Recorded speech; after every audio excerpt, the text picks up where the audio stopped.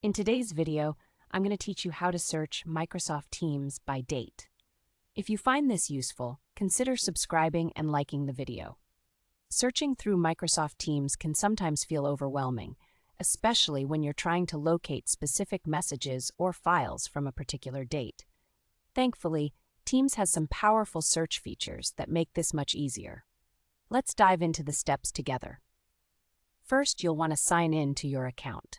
Open your favorite web browser and navigate to the Microsoft Teams website.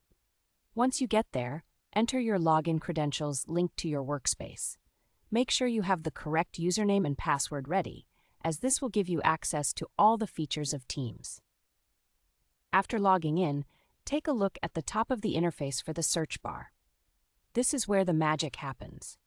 Click on it and type in a keyword that relates to what you're searching for. This could be the name of a project, a specific topic, or even a person's name.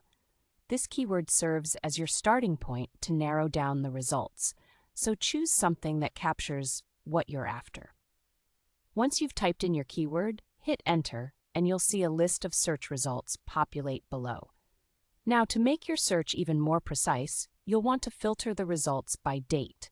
Look for the option that allows you to sort or filter the results chronologically. This feature is incredibly useful because it lets you see the most relevant information based on when it was discussed or shared. If you're searching for information from a specific day, select the date of interest.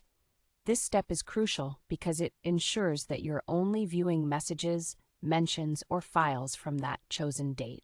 By filtering down to a specific day, you save time and effort in locating relevant communications. Finally, take a moment to review results that Microsoft Teams displays. This should now show you only the items relevant to the date you selected. Check through the messages and files. You might find that crucial piece of information you needed for your project or conversation.